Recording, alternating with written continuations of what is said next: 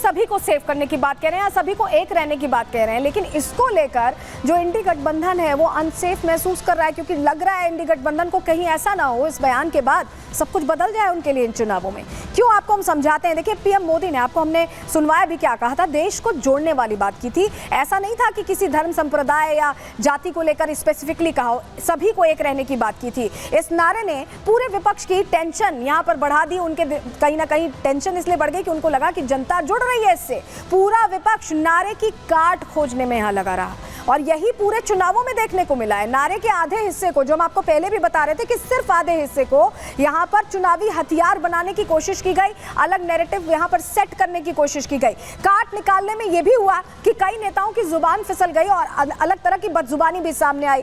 कांग्रेस अध्यक्ष मल्लिकार्जुन खड़गे ने जो बयान, बेतुका बयान दिया था, आपको याद होगा, योगी को घेरने के चक्कर में उन्होंने भगवा समाज का ही, जो संत समाज है, उसका अपमान एक तरह से कर दिया। खड़गे के बयान से संत समाज नाराज हो गया था, क्योंकि भगवा को लेकर, गेरुए रंग को लेकर, जो हमारी परंपरा में सबसे अच्छा रंग माना जाता है, उसको लेकर कहीं ना कहीं प्रश्न खड़े किए गए थे। और नारे वाली लड़ाई बाद में बोलते बोलते आतंकी तक पहुंच गई। ओवैसी भी आधे बयान से मुस्लिमों को भड़काने में लग गए, क्योंकि ओवैसी का मकसद ही वही है, 16 सीटों पर जिन पर वो लड़ रहे हैं, मुस्लिम की बाहुल्य सीटें हैं और वही वो चाहते हैं कि ध्रुवीकरण हो। एनडी के नेता यहाँ अल्पसंख्यकों को डराने में लग गए। ये सारा नैरेटिव क्रिएट किया गया जिससे कि चुनावी फायदा मिल पाए, लेकिन चुनावी फायदा मिलता नहीं दिखाई दिया। लेकिन अब आपको बताते हैं, ये जो अनसेफ वाली फीलिंग आई, इसके बाद कैसे कैसे बयान इंडी गठबंधन के तमाम बड़े चेहरों से, या ये कहें विपक्ष के तमाम बड़े चेहरों की तरफ से दिए गए, कैसे अलग अलग राउंड्स में ये बयान दिए गए, सुनवा रहे हैं पहले आपको। बटेंगे तो कटेंगे, ये साधु का काम है, नाथपंथ का काम है।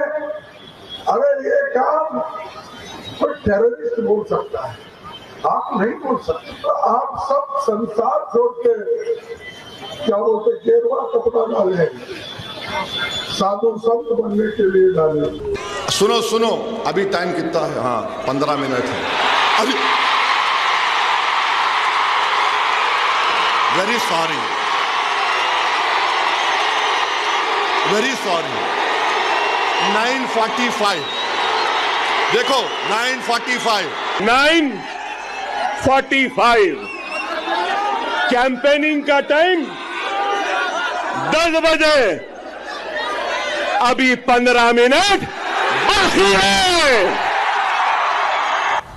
सुना आपने कैसे भड़काने वाले, देश तोड़ने वाले बयान सिर्फ इसलिए दे दिए गए क्योंकि एक बयान का काट नहीं मिल रहा था। और ऐसा लग रहा है कि विपक्ष के लिए इस तरह के बयान देना या इस तरह की सरगर्मी एक तरह से दिखाना महाराष्ट्र चुनाव में, ऐसा लगा कि सियासी मजबूरी बनती दिखाई दी, क्योंकि फायदा तो उन्हें चुनावों में चाहिए ही था। रिपोर्ट आपको इसी से जुड़ी दिखा रहे हैं।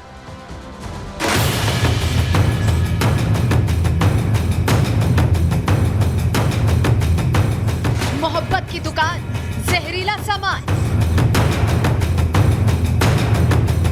सियासी मजबूरी, जहर फैलाना जरूरी। ये हम नहीं कह रहे हैं, ये आरोप है बीजेपी नेताओं का। दरअसल कांग्रेस अध्यक्ष खड़गे ने महाराष्ट्र के सांगली में बीजेपी और आरएसएस को लेकर ऐसा बयान दिया कि सियासी भूचाल आ गया। पहले आप वो बयान ही सुनिए। सबसे खतरनाक अगर कोई चीज इस देश में पॉलिटिकली है तो वो बीजेपी और आरएसएस। ये तो जहर के जैसा है। ये जहर सांप अगर एक बार काटा तो खत्म आदमी होता है, जहरीला सांप। तो इसलिए ये जहरीले सांप को आप मार देना चाहिए। खड़गे के इसी बयान के बाद बीजेपी हमलावर हो गई। मध्य प्रदेश के सीएम मोहन यादव ने पलटवार करते हुए कहा कि पहले खड़गे अपनी पार्टी को ही संभाल लें, बीजेपी और आरएसएस के बारे में कहने का उनको अधिकार नहीं है। बड़े दुर्भाग्य की बात है। मैं मान के चलता हूं कि वो अपनी पार्टी को संभाल ले, वही होते। भाजपा और संघ के बारे में उनको कहने का अधिकार नहीं है। वहीं केंद्रीय मंत्री शिवराज सिंह ने खड़गे के बयान पर कांग्रेस को घेरते हुए कहा कि राहुल गांधी की मोहब्बत की दुकान में नफरत से भरे लोग हैं, जिन्होंने पहले देश का विभाजन किया और अब नफरत से देश को तोड़ना चाहते हैं। ये नफरत की पराकाष्ठा है राहुल गांधी कहते हैं कि मैं मोहब्बत की दुकान चलाता हूं। मोहब्बत की दुकान की भाषा ये है कि जहरीला सांप है, भाजपा मार देना चाहिए। ये तो पराकाष्ठा है। नफरत से भरे लोग ये खुद देश में नफरत फैला रहे हैं। इतना ही नहीं, बीजेपी नेताओं ने कांग्रेस अध्यक्ष मल्लिकार्जुन खड़गे को लोकतंत्र का दुश्मन बता दिया। आरोप लगाया कि खड़गे के पास कोई एजेंडा नहीं है, इसीलिए ऐसे बयान दे रहे हैं। क्योंकि ये भी अपने वंशवाद की जिम्मेदारी बढ़ाना में लगे हैं, इसलिए ये भाषा बोल रहे हैं। उम्र उनकी बहुत ज्यादा हो गई है, इसलिए कब क्या बोलते हैं, किस भाषा का उपयोग करते हैं, ये उन्हें याद भी नहीं रहता है। 140 करोड़ लोग जानते हैं कि आरएसएस क्या है।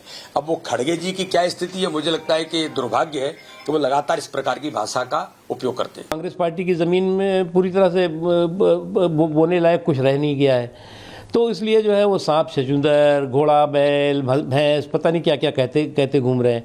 तो इसलिए मानसिक संतुलन ठीक करने के लिए मुझे लगता है कि किसी अच्छे मानसिक चिकित्सक को दिखाने की ज़रूरत है, क्योंकि इस तरह के बयान सामान्य रूप से व्यक्ति नहीं देता। बीजेपी नेताओं ने इस बयान को लेकर खड़गे की मानसिकता पर भी सवाल उठाए। ये मोहब्बत की दुकान है, ये शुरू से ऐसे रहे हैं।